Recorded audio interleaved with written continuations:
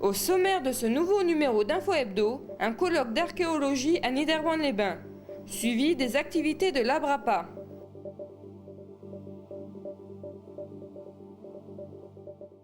La Maison de l'archéologie des Vosges du Nord, en collaboration avec l'association Instrumentum, donc, qui est le groupe européen qui s'intéresse donc aux produits manufacturés de l'Antiquité, on a décidé d'organiser un colloque à Niederbronn dans sa vocation de centre de recherche archéologique.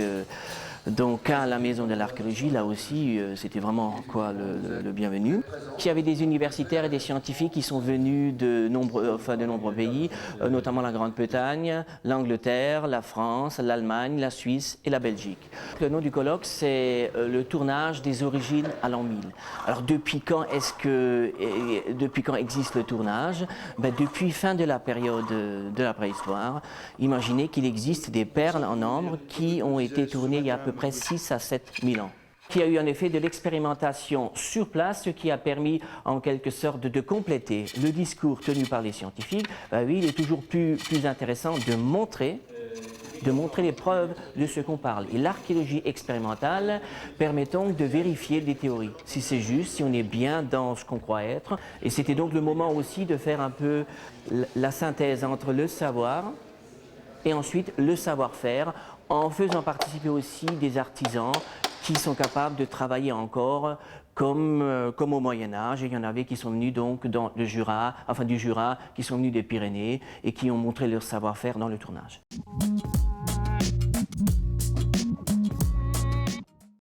La maison de vacances Les Sources, une maison gérée par l'Abrapa, l'association barinoise d'aide aux personnes âgées, donc qui se trouve à Niederbronn, accueille des personnes âgées tout au long de l'année. Ces personnes viennent parce qu'elles désirent visiter Niederbronn, profiter de toutes les animations Niederbronn, du casino, de l'établissement thermal et de toutes les activités de la ville, et également pour partir de chez elles, soit qu'elles ne peuvent plus aller trop loin ou parce que la région leur plaît, pour découvrir la région.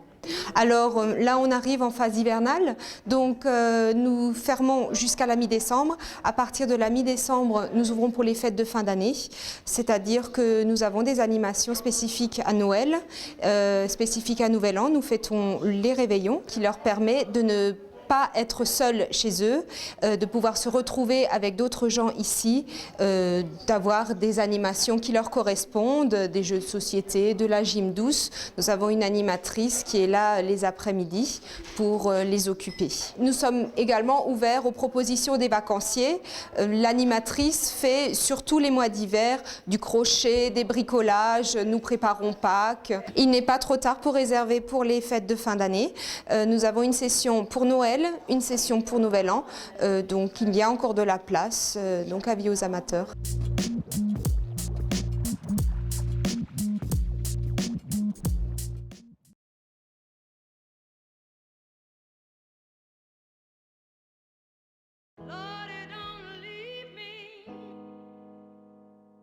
Le garage moderne est heureux de vous présenter Mac 3V.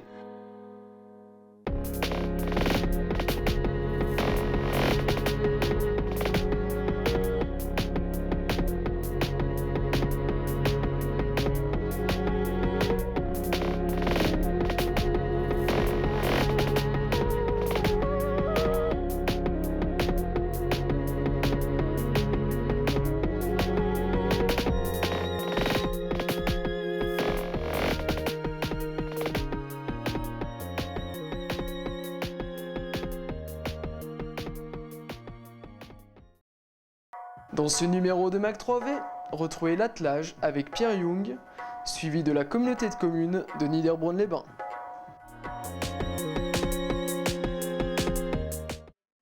Là donc c'est les obstacles de marathon qui sont de très belles images, là vous voyez.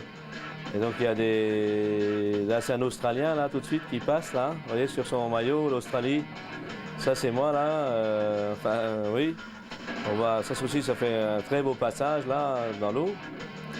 On voit bien le groom derrière, le travail du groom, un concurrent hongrois. Là, vous voyez aussi le boulot qui fait le coéquipier, le groom derrière, c'est extraordinaire. Hein.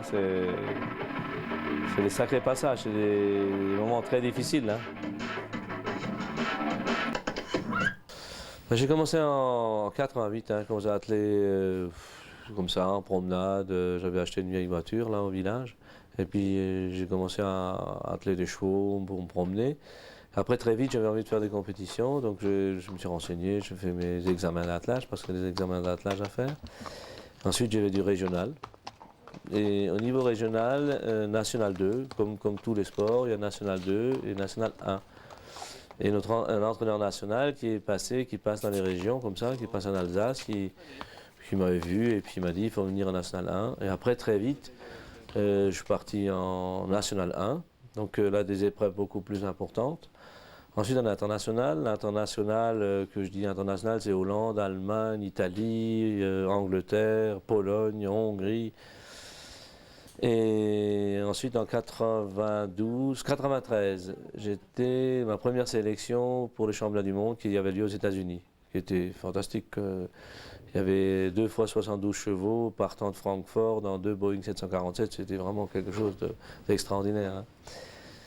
Et ensuite, donc 5 championnats du monde. Donc le championnat du monde, là, j'étais 20e sur 70 aux États-Unis, qui était quand même, bon, j'étais le 2e français, parce qu'il y a toujours 3 dans une équipe, hein, l'équipe de France, l'équipe d'Allemagne, chaque pays a 3.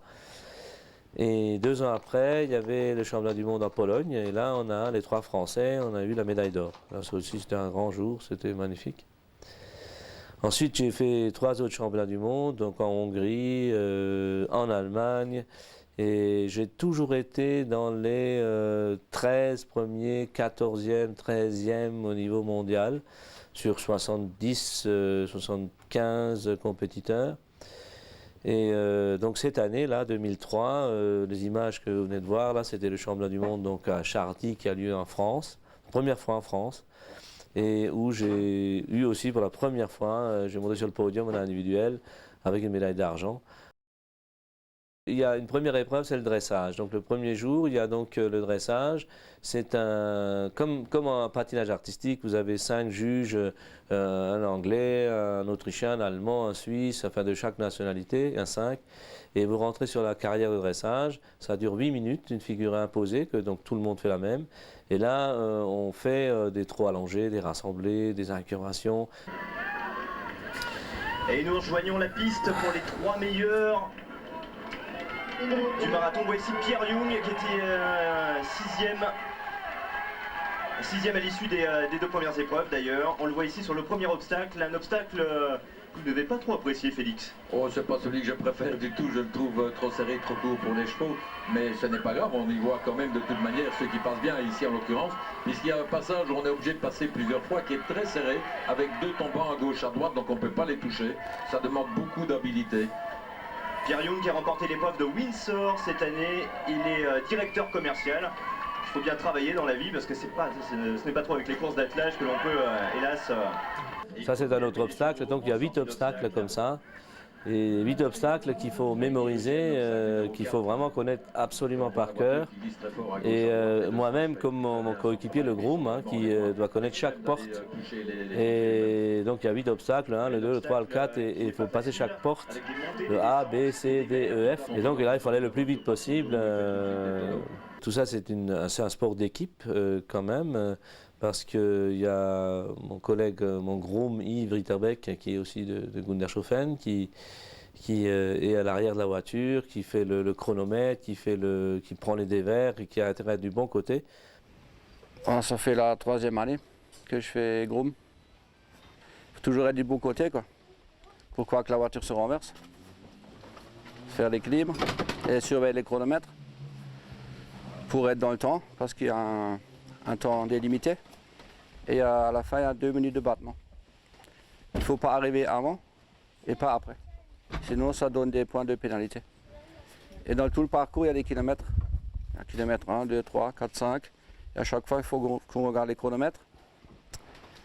Et sur le papier, quoi, qui est derrière sur la voiture. Où il faut ralentir, il faut gérer. Il faut gérer tout le parcours. Si maintenant, on est trop rapide, quand il y a les kilomètres qui viennent, si on est trop rapide, il faut que je dise au meneur de ralentir un peu.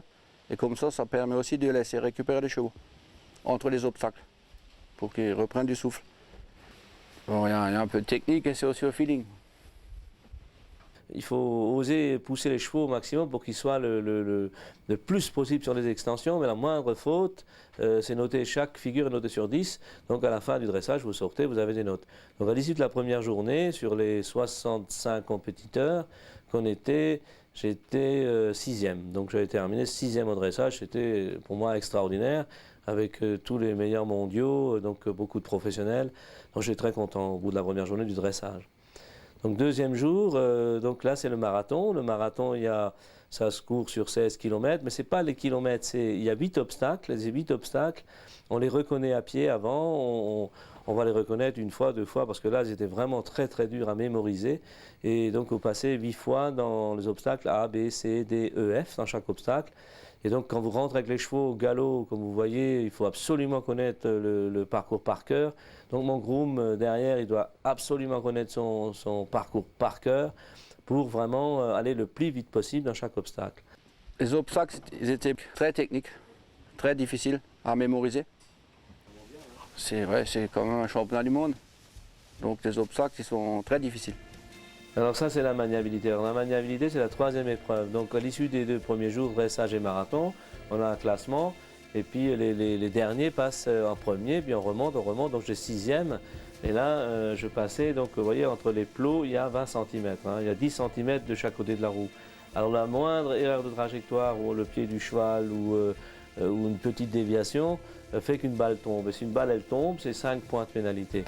Donc j'étais 6e, le 5e il avait 1 point devant moi, le 4e 1 point et demi, le 3e 1,8 point. Donc une balle qui tombe, c'est fini, c'est perdu.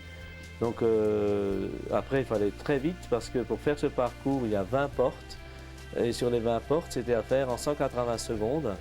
Donc j'ai mis 186 secondes, là je passe la ligne d'arrivée et j'avais dépassé de 6 secondes de temps. Je n'avais pas fait aucune balle, donc c'était fantastique, c'était formidable. Une chose était sûre, c'est que j'étais sûr de garder ma 6e place. Ensuite, après moi, il y avait donc les 5 autres compétiteurs, un Autrichien, le Polonais, un Allemand, le Hollandais qui est devenu médaille d'or. Et donc, les uns après les autres, ils ont fait tous des fautes, ce qui a fait que je suis devenu 5e, 4e, 3e. Et 2e, et à 6 secondes, j'étais champion du monde. Si je n'avais pas fait ces 6 secondes de dépassement de temps, mais ça c'est le sport, et puis moi, je suis très content d'avoir terminé en médaille d'argent.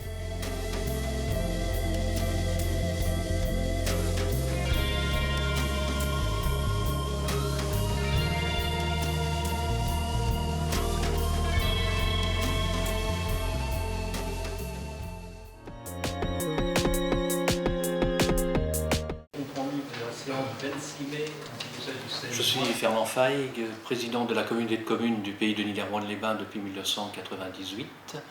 Alors, président de la communauté de communes du pays de Niederbronn, ça veut dire gérer cette structure intercommunale qui regroupe 12 communes du territoire pour différentes activités dans le domaine économique, dans le domaine social, dans le domaine de l'environnement. Il s'agit de regrouper des communes d'un même territoire. Alors, sur le canton de Niederbronn-les-Bains, nous avons en fait 2 communautés de communes qui correspondent à 2 bassins. Le bassin du pays de Niederbronn-les-Bains et le bassin du Val-de-Moder.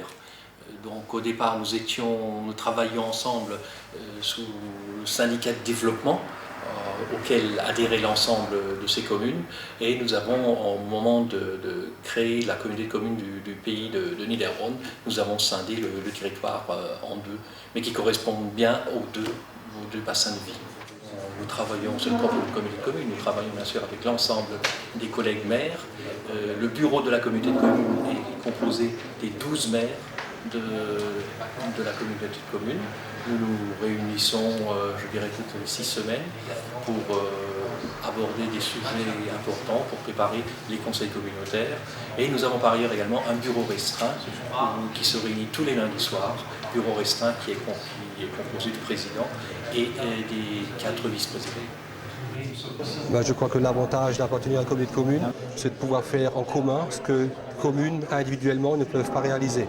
Je pense que c'est surtout ça le gros avantage. Je propose que nous démarrions cette séance du conseil communautaire qui nous réunit ce soir à Wittesheim, dans la capitale du Réfort, Et je voudrais remercier notre ami et collègue Jacques Guimer de nous accueillir dans cette salle communale. C'est une réunion de conseil communautaire qui se tient régulièrement tous les 2 mois à peu près. Mais donc c'est tous les délégués des différentes communes qui sont affiliées, donc à raison de 2 voire 3 délégués par commune, suivant l'importance de la commune au niveau population. Et donc c'est mené donc par le président de la communauté de communes. Mais c'est vrai, c'est toujours des débats assez animés où chacun a la possibilité de donner son avis. Et tout ça s'est mis un petit peu dans le pot commun et qui est débattu par après, très démocratiquement, ce qui fait un petit peu notre force actuelle. La communauté de communes a 2 compétences obligatoires, le développement économique et la gestion de l'espace. Nous avons ensuite des options complémentaires, optionnelles, puisque nous nous occuperons également de petite enfance, de sécurité, à travers le giratoire que nous sommes en train de mettre en place au niveau du Santol et de la gendarmerie intercommunale.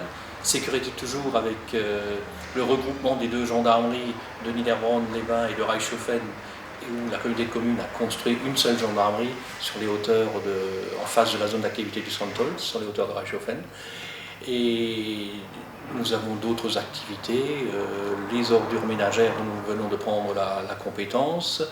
Nous nous occupons également de stations d'épuration. Nous souhaitons construire une station d'épuration intercommunale.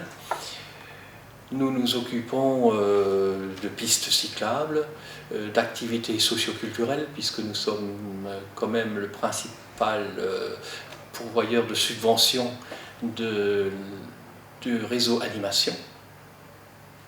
Et nous avons bien sûr d'autres projets en route.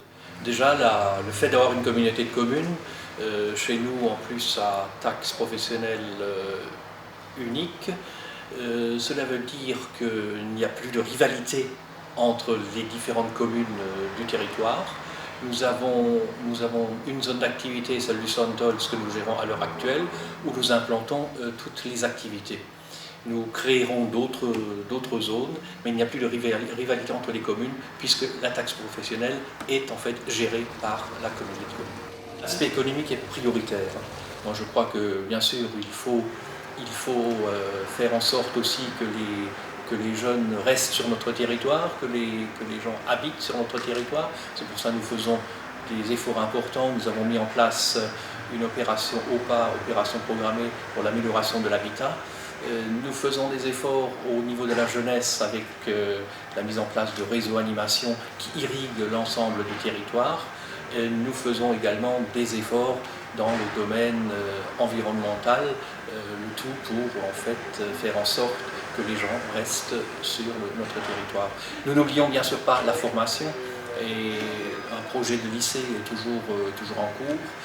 Ce n'est pas chose facile, mais la formation professionnelle et surtout la formation de jeunes qui pourront travailler dans l'entreprise est essentielle pour nous.